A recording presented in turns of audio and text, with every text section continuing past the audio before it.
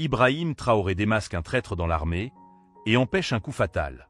Le soleil se levait à peine sur Ouagadougou, capitale de Burkina Faso. Dans son bureau situé au quartier général militaire, le capitaine Ibrahim Traoré, président intérimaire du pays depuis son coup d'État contre Damiba en octobre 2022, contemplait la ville qui s'éveillait. À 37 ans, il restait le plus jeune chef d'État en exercice dans le monde, portant sur ses épaules le poids immense d'un pays confronté à l'insurrection djihadiste et aux défis économiques. Son téléphone vibra. C'était le colonel Serge Kima, chef des renseignements militaires. « Mon président, nous devons parler. »« C'est urgent », dit la voix grave au téléphone. 1 heure plus tard, Kima se tenait devant lui, dossier en main. Des mouvements inhabituels ont été détectés près de la frontière avec le Mali. Plusieurs convois non identifiés. Et ce n'est pas tout. Il sortit plusieurs photos de surveillance. Le major André Ouédraogo a eu 5 rencontres avec des personnes non identifiées dans des lieux discrets ces 3 dernières semaines. Traoré prit les photographies, scrutant le visage du major Ouédraogo qu'il connaissait bien. Ils avaient servi ensemble au nord du pays, combattant les insurgés. André était un officier respecté, dévoué, du moins le croyait-il. « Des communications interceptées ?» demanda Traoré, sans quitter des yeux les images. Rien de concluant, mais son comportement a changé. Il a accès à nos plans de sécurité pour la visite d'État prévue le mois prochain. Ibrahim Traoré se leva, marchant lentement vers la fenêtre. Le paysage urbain de Ouagadougou s'étendait devant lui, une mosaïque de bâtiments ocres et de routes poussiéreuses. Depuis qu'il avait pris le pouvoir, il savait que les tentatives de déstabilisation ne cesseraient pas. Les intérêts étrangers, les djihadistes, les loyalistes de l'ancien régime, les menaces étaient multiples. « Nous ne pouvons pas l'arrêter sans preuves solides », murmura-t-il. « Si nous nous trompons, nous créons un précédent dangereux.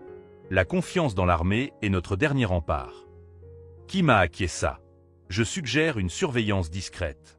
Et peut-être une information falsifiée, » compléta Traoré. Quelque chose d'assez important pour le faire agir s'il est effectivement un traître, mais pas assez critique pour compromettre notre sécurité si l'information fuite. Cette nuit-là, rentré dans sa résidence modeste, Traoré ayant refusé les palais présidentiels luxueux, il resta éveillé, relisant les rapports sur le major Ouédraogo. L'homme avait étudié à l'université avec lui, s'était distingué lors des opérations contre les groupes armés. Sa trahison semblait impensable, et pourtant, le téléphone sonna à nouveau. C'était Aminata Tall, ministre de la Défense, l'une des rares personnes en qui il avait une confiance absolue. « Ibrahim, je viens de recevoir un rapport. Une attaque a été repoussée près de Dori. 8 soldats blessés, 3 assaillants neutralisés. Des documents sur eux. Rien. Mais l'un d'eux portait une montre de luxe. Un détail qui intrigue nos hommes. » Traoré nota l'information. Chaque détail comptait dans ce puzzle grandissant. Il raccrocha, puis appela son aide de camp. « Convoque le conseil de sécurité pour demain, 6 heures. Et demande au général Zerbo de venir me voir immédiatement. » Quand le général Zerbo arriva, Traoré lui exposa son plan. Ils allaient faire circuler une fausse information, un changement dans l'itinéraire présidentiel lors de la prochaine visite dans le Nord, une route alternative connue seulement par un cercle restreint incluant Ouédraogo. Si l'information fuite et que nous détectons des mouvements sur cette route, nous aurons notre réponse, conclut Traoré, les yeux rivés sur la carte du Burkina Faso accrochée au mur, où des punaises rouges marquaient les zones sous contrôle des insurgés. Au moment où Zerbo partait, Traoré l'arrêta. « Joseph, si c'est vrai, ce sera une épreuve pour l'unité de notre armée. » Le vieux général hocha la tête gravement. « L'armée survivra, mon président. Mais je prie pour que nous nous trompions. » Le lendemain, la fausse information fut discrètement mise en circulation. Maintenant, il ne restait plus qu'à attendre un exercice dans lequel Ibrahim Traoré, formé comme artilleur puis comme officier d'infanterie, excellait. La patience était une vertu militaire qu'il avait apprise dans les plaines arides du Nord, luttant contre des ennemis invisibles. 3 jours passèrent sans développement notable. Puis, au matin du 4e jour, le colonel Kima se présenta à nouveau, le visage tendu. « Mon président, nous avons intercepté une communication codée partant d'un téléphone satellite utilisé par Ouédraogo. Le message a été transmis vers un numéro basé au Mali, dans une zone contrôlée par des mercenaires étrangers. » Traoré sentit son cœur se serrer. Le piège avait fonctionné, mais la confirmation le remplissait d'amertume. Les yeux fixés sur la photo d'André Ouédraogo sur son bureau, il murmura « Préparez l'opération Serpent. » Discrétion absolue. L'opération Serpent était lancée. La traque d'un traître au sein même de l'armée burkinabé venait de commencer.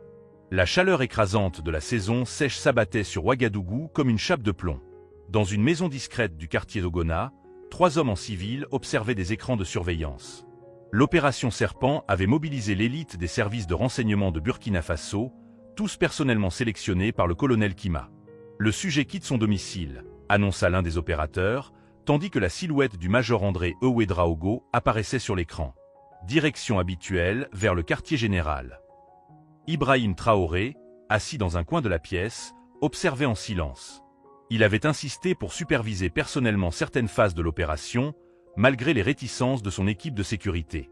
Il portait une simple chemise en coton et un pantalon kaki, loin de l'uniforme qui le distinguait habituellement. « Les hommes de la section 3 sont en place ?»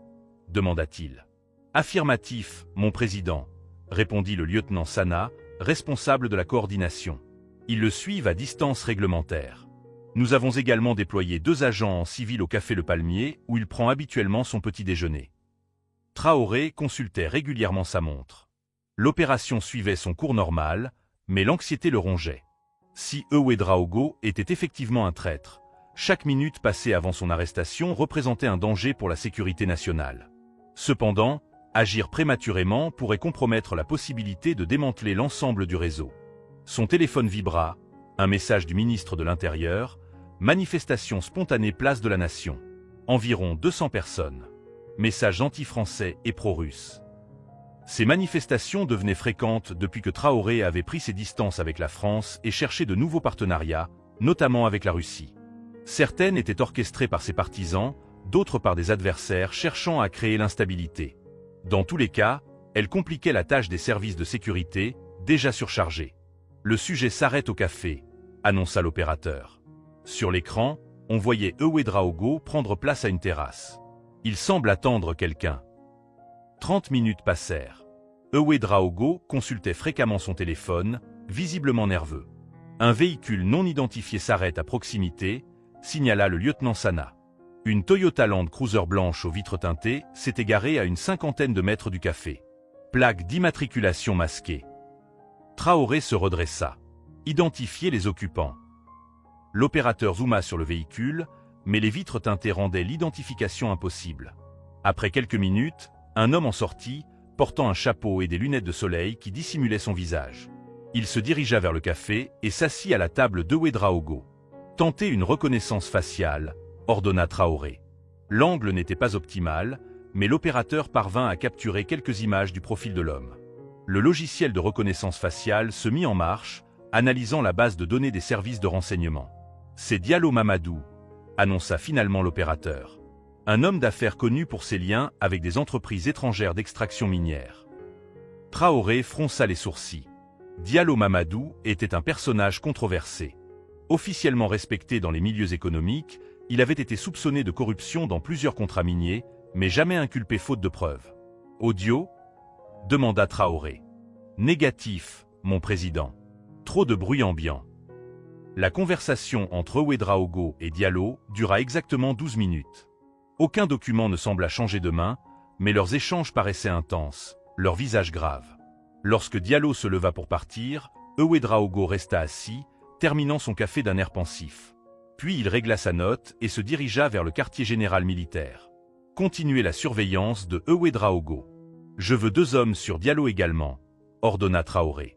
Et remontez toutes les communications entre ces 2 points. De retour à son bureau présidentiel, Traoré convoqua une réunion restreinte avec le colonel Kima et le général Zerbo. « Diallo Mamadou », annonça-t-il simplement en leur montrant les photos de la rencontre.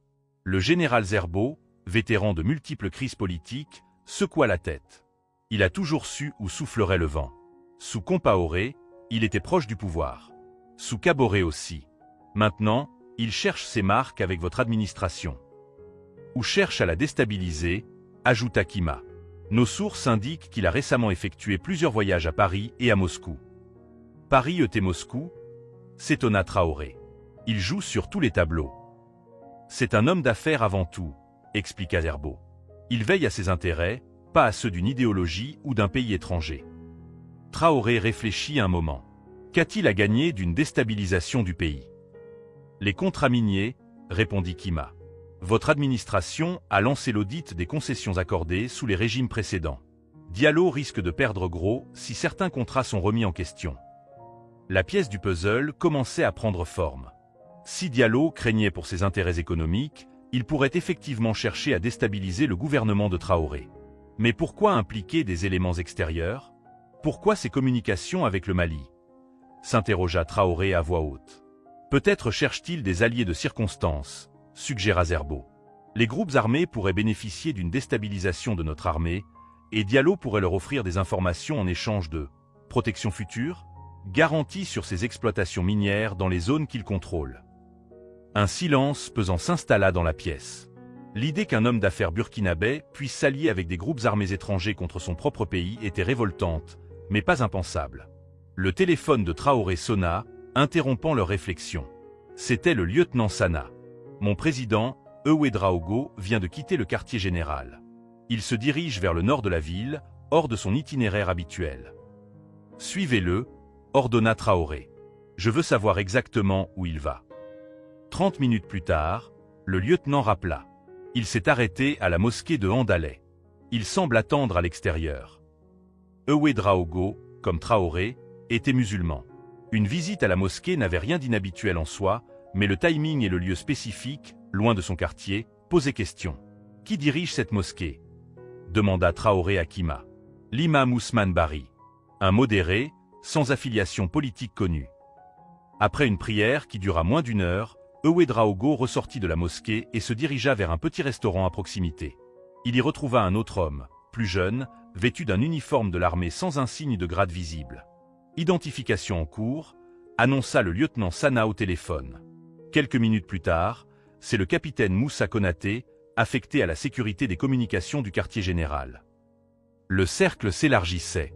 Si Konaté était impliqué, cela signifiait un accès potentiel à toutes les communications sensibles de l'armée.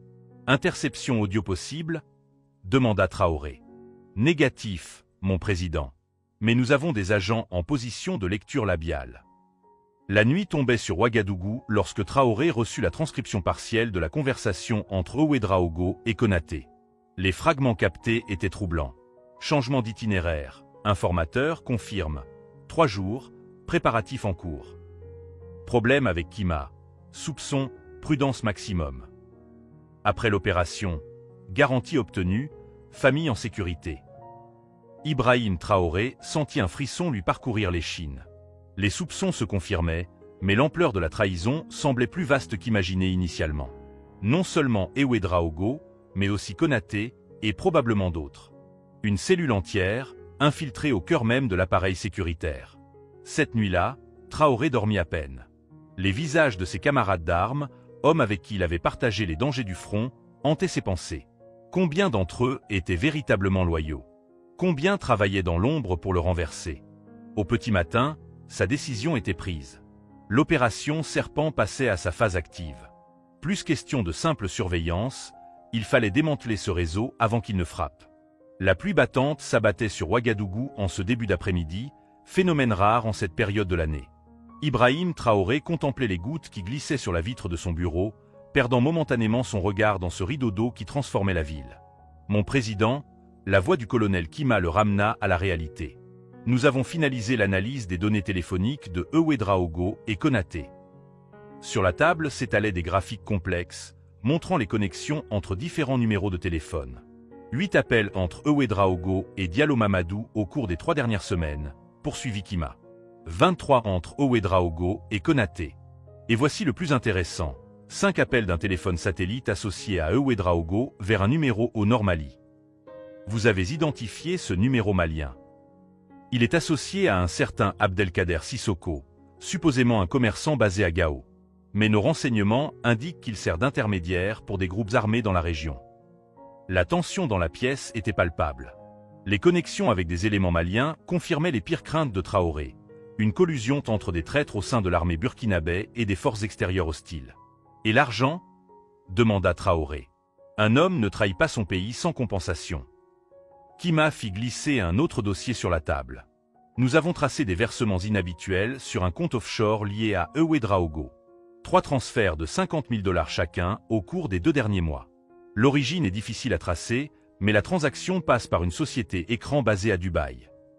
Traoré feuilleta les documents bancaires, les sourcils froncés. Et Konaté, plus modeste, des versements de 5 000 $, probablement proportionnels à son rôle. Un coup à la porte interrompit leur conversation. Le lieutenant Sana entra, l'air préoccupé. « Mon président, nous avons intercepté une nouvelle communication. Ouédraogo a organisé une rencontre ce soir avec 4 autres officiers. Les noms ? Le capitaine Konaté, le lieutenant Nikima, le major Sommet et le colonel Bamba. » Le colonel Bamba. Ce nom fit l'effet d'un coup de poing à Traoré. Vincent Bamba était un officier respecté, vétéran de nombreuses opérations contre les groupes armés, décoré pour bravoure. Sa présence dans ce groupe changeait considérablement la donne. Où aura lieu cette rencontre? Dans une propriété privée appartenant à Diallo Mamadou, à Ouaga 2000. Ouaga 2000, le quartier résidentiel huppé de la capitale, abritait les villas luxueuses des élites économiques et politiques. Un lieu discret, loin des casernes et des institutions officielles.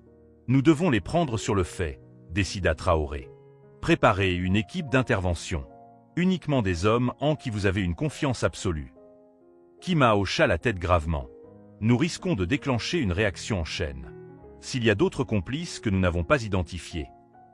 C'est un risque que nous devons prendre, trancha Traoré. S'ils organisent une rencontre avec 5 officiers de haut rang, c'est que leur plan est en phase finale.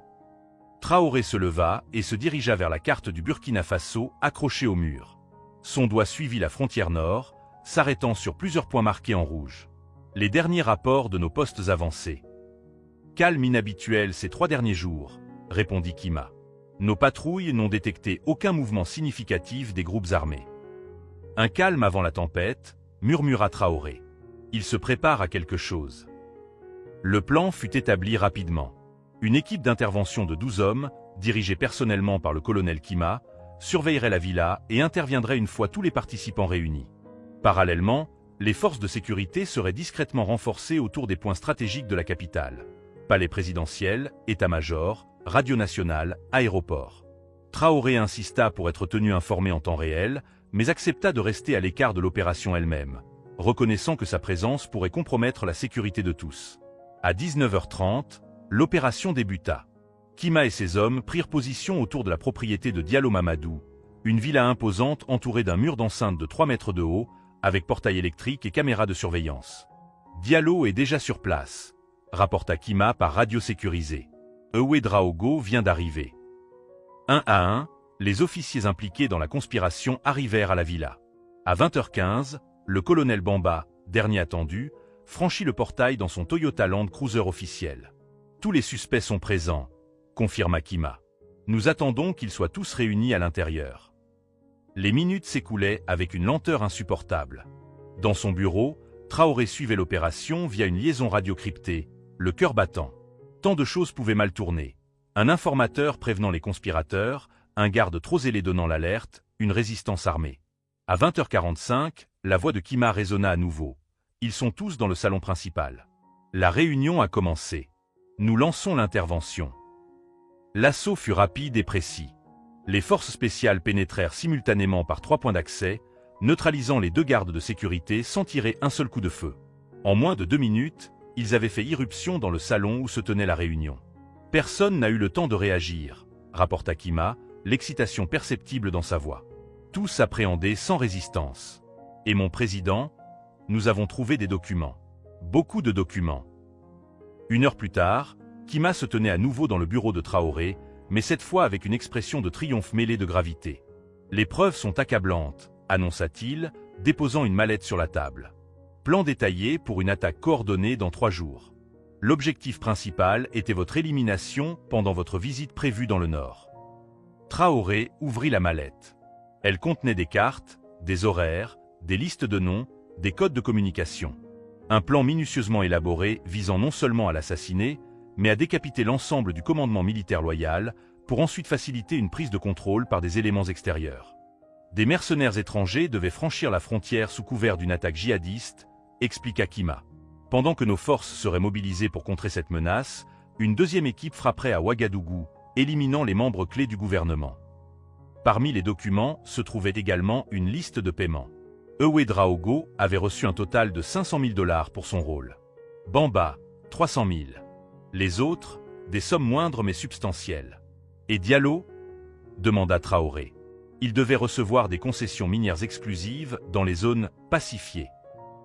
Des contrats sans appel d'offres, sans contrôle gouvernemental. Traoré se massa les tempes, absorbant l'ampleur de la trahison. Des hommes prêts à vendre leur pays pour de l'argent, à livrer leur peuple à des forces étrangères pour leur enrichissement personnel. Où sont-ils maintenant? En détention sécurisée à la base militaire. Isolés les uns des autres. Ouédraogo a déjà commencé à parler, espérant sans doute une clémence. Traoré se leva, regardant à nouveau par la fenêtre. La pluie avait cessé, laissant place à une nuit claire étoilée. Cette affaire ne doit pas fuiter avant que nous n'ayons identifié et neutralisé tous les complices, dit-il finalement. Continuez les interrogatoires. Je veux savoir qui d'autre est impliqué, jusqu'où s'étend ce réseau, et surtout, qui tire les ficelles à l'étranger.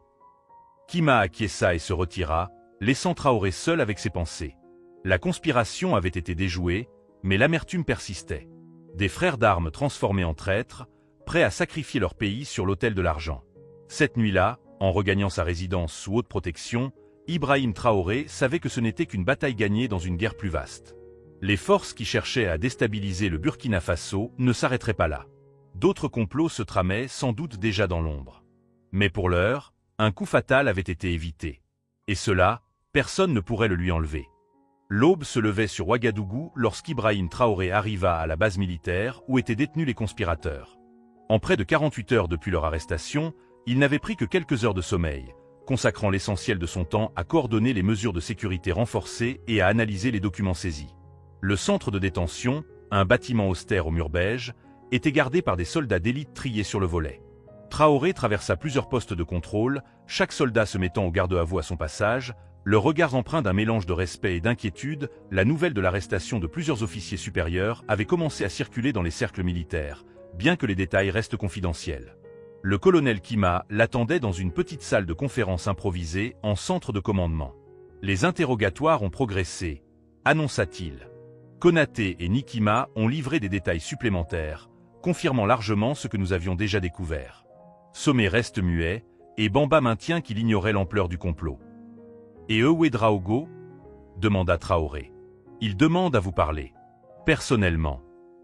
Traoré réfléchit un instant. Rencontrer Ouédraogo était risqué, émotionnellement, mais aussi en termes de protocole judiciaire. Cependant, l'homme avait été son camarade, avait combattu à ses côtés. Peut-être y avait-il des informations qu'il ne confierait qu'à lui. Préparer la rencontre, décida-t-il. Sécurité maximale, enregistrement audio et vidéo. 20 minutes plus tard, Traoré entra dans une petite salle d'interrogatoire. André Ouédraogo était assis sur une chaise en métal, menotté, vêtu d'un simple t-shirt et d'un pantalon de treillis. Son visage portait les marques de l'épuisement et de la défaite. Traoré prit place en face de lui, sans un mot. Le silence s'installa, lourd et oppressant.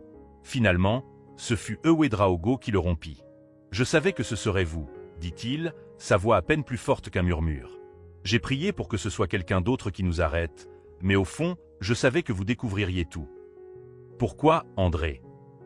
La question sortit simplement, presque doucement, mais chargée d'une intensité palpable. Ouédraogo baissa les yeux. L'argent, au début. Puis les promesses. Une nouvelle vie ailleurs, la sécurité pour ma famille. Il releva la tête, croisant le regard de Traoré. Ils m'ont dit que le pays était condamné de toute façon, que les djihadistes finiraient par tout contrôler, que votre gouvernement était trop faible, trop isolé. Qui exactement? Diallo était l'intermédiaire principal. Mais derrière lui, il y avait des intérêts étrangers. Principalement français, quelques éléments russes aussi. Traoré haussa un sourcil, surpris. Françaises et Russes, travaillant ensemble. Non, en compétition. Ouédraogo eut un rire amer. Diallo jouait double jeu, promettant aux Français de restaurer leur influence après votre renversement, tout en assurant aux Russes qu'ils auraient un accès privilégié aux ressources minières. Chaque camp pensait qu'il manipulait l'autre. Et vous, qui serviez-vous vraiment? Ouédraogo soupira. Moi-même, j'imagine. Au début du moins. Puis Diallo a commencé à me menacer, à parler de ma famille. Sa voix se brisa. Je me suis retrouvé piégé dans un engrenage qui me dépassait. Traoré observa l'homme en face de lui, cherchant à discerner la vérité dans ses paroles. Était-ce des remords sincères ou une tentative de susciter la compassion pour obtenir la clémence? Le plan impliquait combien d'autres personnes dans notre armée? 3 cellules distinctes, répondit Ouédraogo. Notre groupe était responsable de l'intelligence et de la coordination. Une deuxième cellule, dirigée par le commandant Zungrana, devait neutraliser la garde présidentielle le jour J. La troisième, je ne connais pas tous ses membres, mais elle est infiltrée dans les unités du Nord, prête à faciliter l'entrée des forces extérieures. Le commandant Zungrana. Un nom qui n'était pas apparu jusqu'ici dans l'enquête. Traoré échangea un regard avec Kima, qui se tenait dans un coin de la pièce, notant chaque mot.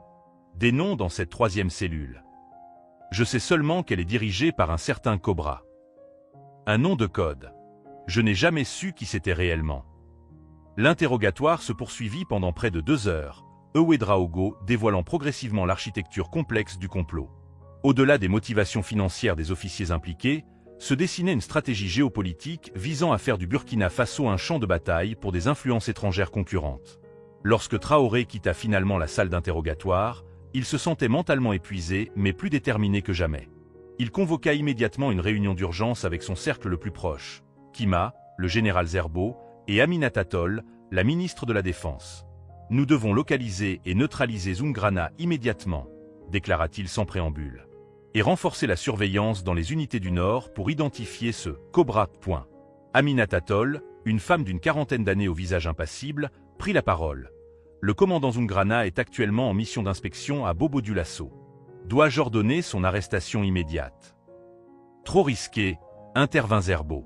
S'il est averti, il pourrait s'enfuir ou, pire, déclencher prématurément une partie du plan. Nous devrions d'abord l'isoler de ces hommes, sous un prétexte administratif. Traoré approuva cette approche prudente. Convoquez-le à Ouagadougou pour un rapport urgent. Nous l'appréhenderons à son arrivée. L'équipe se dispersa, chacun avec des tâches précises. Traoré, resté seul avec Kima, aborda un sujet qui le tourmentait depuis l'interrogatoire. Cette alliance improbable entre intérêts français et russes, qu'en pensez-vous? Kima réfléchit avant de répondre. Je pense que Ouédraogo n'a pas tout dit. Ou qu'il ne sait pas tout. Les puissances étrangères peuvent avoir des agendas contradictoires, mais exploiter les mêmes faiblesses locales. Diallo est probablement plus malin et plus autonome qu'il ne l'a présenté. Un opportuniste jouant sur tous les tableaux, murmura Traoré. La journée s'écoula dans une activité frénétique mais discrète. Le commandant Zungrana, conformément au plan, fut convoqué à Ouagadougou et arrêté dès son arrivée au quartier général.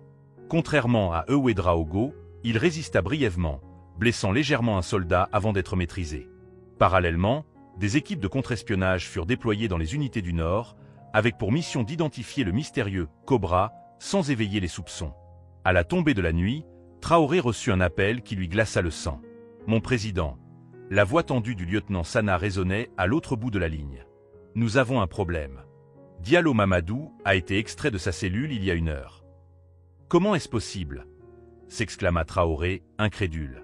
3 véhicules, des hommes en uniforme se présentant comme des agents de la sécurité d'État. Ils avaient des ordres apparemment authentiques, signés par « vous ». Info.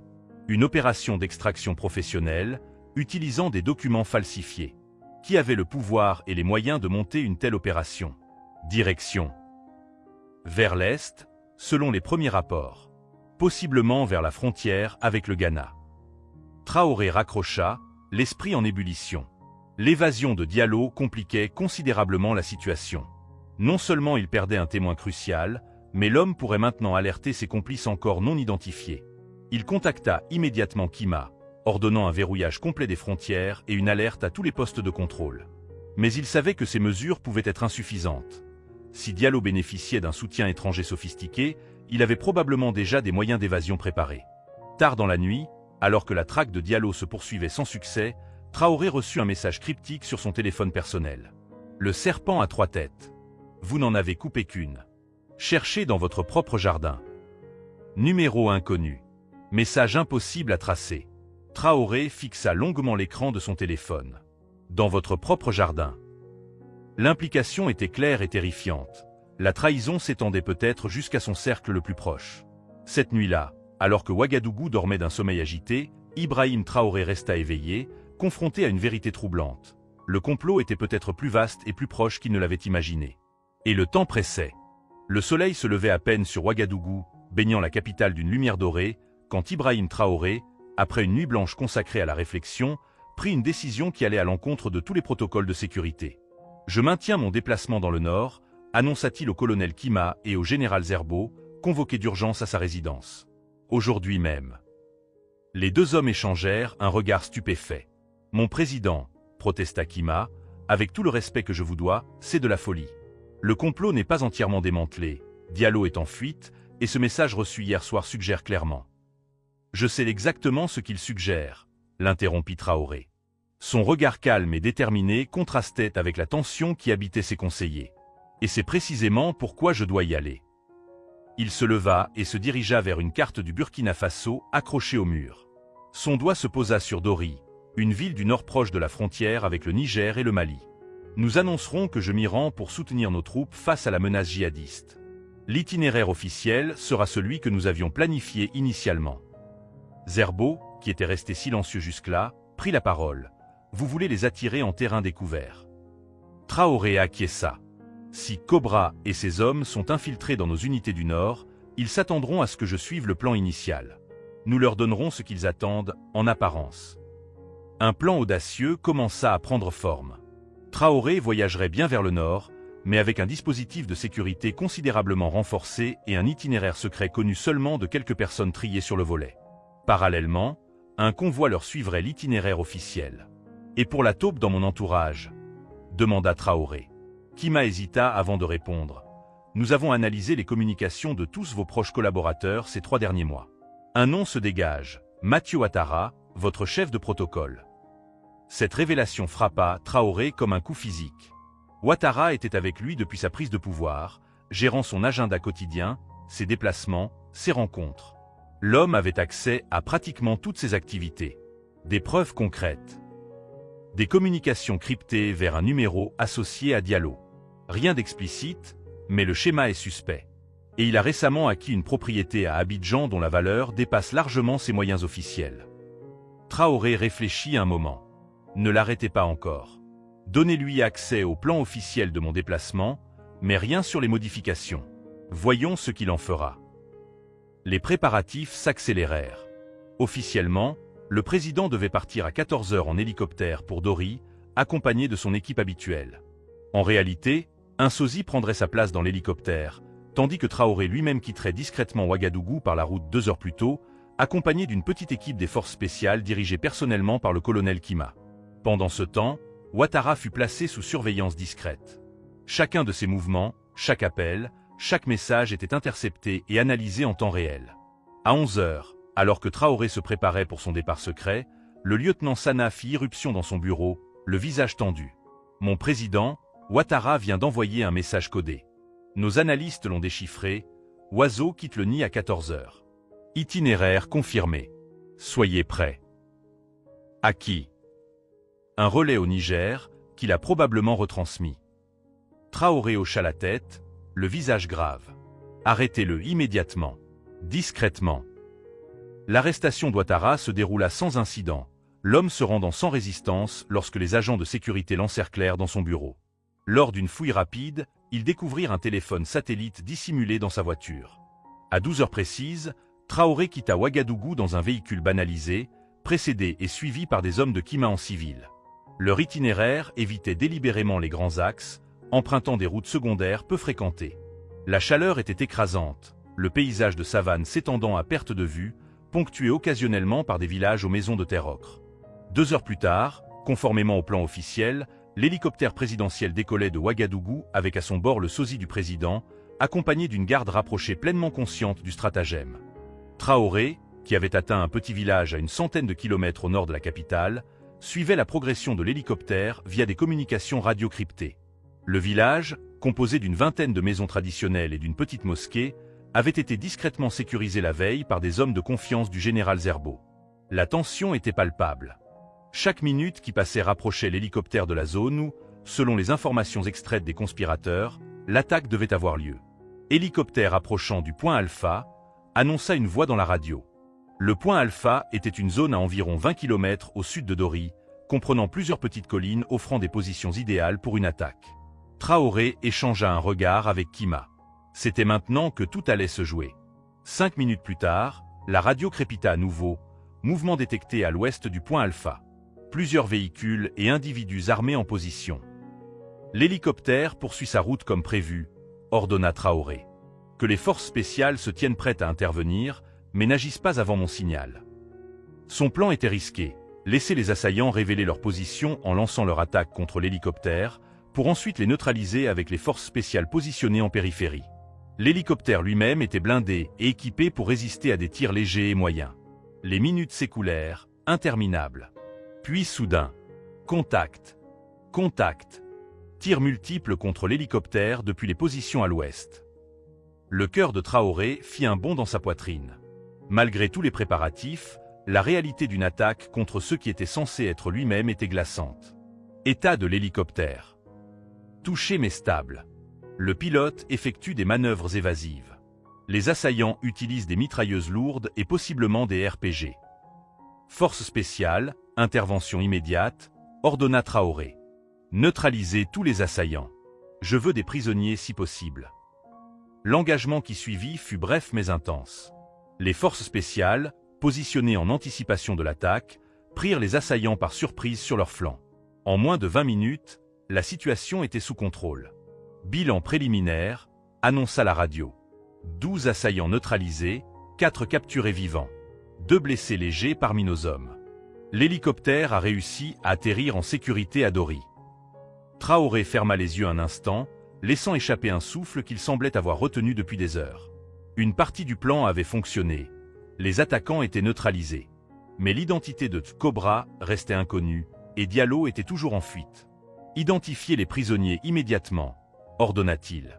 Je veux savoir s'ils sont burkinabés ou étrangers, militaires ou mercenaires. La réponse ne tarda pas à venir, et elle fut surprenante. 3 mercenaires étrangers, 2 Tchadiens, un Sud-Africain selon leurs documents, et un officier burkinabé, le commandant Issouf Sawadogo. Sawadogo. Ce nom résonna dans l'esprit de Traoré. L'homme commandait une unité d'élite basée à Dori, réputée pour son efficacité contre les groupes armés. Un officier exemplaire, du moins en apparence. Est-il blessé? Négatif. Capturé intact. Il refuse de parler. Traoré prit une décision rapide. Je veux l'interroger personnellement. Amenez-le ici sous escorte maximale. 2 heures plus tard, alors que le soleil commençait à décliner, Sawadogo fut amené dans la petite maison qui servait de quartier général temporaire à Traoré. L'homme, âgé d'une 50aine d'années, au physique imposant et au regard dur, gardait une posture militaire malgré ses menottes. « Commandant Sawadogo », commença Traoré, allant droit au but, « êtes-vous Cobra ?» Un éclair de surprise traversa le visage de l'officier, rapidement remplacé par un masque impassible. « Je ne sais pas de quoi vous parlez, mon président. » Épargnez-moi ces dénégations. Vous avez été capturé les armes à la main, en train de diriger une attaque contre ce que vous pensiez être mon hélicoptère. Sawadogo garda le silence, son regard fixé sur un point au-dessus de l'épaule de Traoré. Vos complices Ewedraogo, Bamba, et les autres sont déjà en détention, poursuivit Traoré. Le complot a échoué. La seule question qui reste est l'étendue de votre implication et celle de vos commanditaires. Après un long moment, Sawadogo sembla s'affaisser légèrement, comme si un poids invisible devenait trop lourd à porter. « Je ne suis pas Cobra, dit-il finalement. Je travaillais pour lui, oui. Mais Cobra est bien plus haut placé. » Un frisson parcourut l'échine de Traoré. « Qui ?» Sawadogo hésita, puis le général Joseph Zerbo. Cette révélation frappa Traoré comme un coup physique. Zerbo, l'un de ses plus proches conseillers, un vétéran respecté, un homme qu'il considérait presque comme un mentor. C'était impensable, et pourtant, des preuves. C'est lui qui m'a recruté, il y a 6 mois. Les ordres pour aujourd'hui sont venus directement de lui, via un canal de communication sécurisé que nous utilisions exclusivement entre nous. Traoré échangea un regard avec Kima, dont le visage reflétait le même choc. Si Zerbo était effectivement Cobra, alors il était actuellement à Ouagadougou, libre de ses mouvements, informé de l'échec de l'attaque, et probablement déjà en train de préparer sa fuite ou un plan alternatif. Vérifiez chaque mot, ordonna Traoré à Kima. et placez Zerbo sous surveillance discrète immédiatement. S'il tente de quitter la capitale ou de contacter quelqu'un de suspect, appréhendez-le. Les heures qui suivirent furent consacrées à une vérification minutieuse des allégations de Sawadogo. Les analystes retracèrent les mouvements et communications de Zerbo au cours des 6 derniers mois, découvrant des schémas troublants, des rencontres non documentées, des absences inexpliquées, des transactions financières suspectes soigneusement dissimulées. À minuit, l'évidence s'imposa. Le général Joseph Zerbo, héros militaire et figure paternelle pour toute une génération d'officiers, était bien Cobra, le cerveau d'un complot visant à renverser le gouvernement de Traoré et à livrer le pays à des intérêts étrangers. Il vient de quitter sa résidence, annonça Kima par téléphone sécurisé. Direction l'aéroport militaire. Dois-je donner l'ordre de l'intercepter? Immédiatement, confirma Traoré. Force maximale autorisée s'il résiste. Je ne veux pas qu'il s'échappe. L'arrestation de Zerbo fut brève mais violente. Acculé par les forces spéciales alors qu'il tentait d'embarquer dans un avion privé, le général tira son arme, blessant un soldat avant d'être neutralisé par un tir non létal. 48 heures plus tard, Ibrahim Traoré tenait une conférence de presse à Ouagadougou. Devant les journalistes nationaux et internationaux, il annonça officiellement le démantèlement d'un complot majeur contre la sécurité nationale, impliquant des officiers militaires corrompus et des intérêts étrangers. Le Burkina Faso reste souverain et déterminé à tracer sa propre voie, déclara-t-il, son visage sérieux mais empreint d'une détermination renouvelée. Nos ressources appartiennent à notre peuple. Notre avenir sera décidé par les Burkinabés et personne d'autre. Il ne mentionna pas spécifiquement Zerbo ni les autres conspirateurs par leur nom, préférant souligner que l'enquête se poursuivait et que la justice suivrait son cours dans le respect des procédures légales. Cette nuit-là, seul dans son bureau, Traoré contempla la pile de dossiers sur son bureau, les rapports détaillés de la conspiration, avec ses ramifications internationales qui continuaient d'émerger. Diallo Mamadou restait introuvable, probablement réfugié dans un pays voisin ou plus loin encore. La trahison de Zerbo demeurait la blessure la plus douloureuse. Comment un homme qui avait consacré sa vie à son pays avait-il pu se laisser corrompre à ce point? Selon les premiers interrogatoires, l'argent avait joué un rôle, mais aussi un ressentiment personnel envers ce qu'il percevait comme la naïveté politique de Traoré et son approche trop indépendante vis-à-vis des puissances traditionnelles. Un coup fatal avait été évité, mais Ibrahim Traoré savait que ce ne serait pas le dernier. Dans un monde où les ressources du Burkina Faso, or, manganèse, zinc, attisaient les convoitises, les tentatives de déstabilisation continueraient. Alors qu'il éteignait la lumière de son bureau, une détermination renouvelée l'habitait. Le chemin vers une véritable indépendance serait long et semé d'embûches, mais chaque complot déjoué, chaque trahison démasquée renforçait sa conviction. Le Burkina Faso méritait mieux que d'être un pion sur l'échiquier des puissances étrangères. Dans les rues de Ouagadougou, des jeunes scandaient son nom, célébrant ce qu'ils percevaient comme une victoire contre l'impérialisme. Traoré, depuis sa fenêtre, les observait avec un mélange de fierté et d'humilité. La route serait encore longue, mais pour ce soir au moins, le pays pouvait respirer. Un coup fatal avait été évité. Pour cette fois.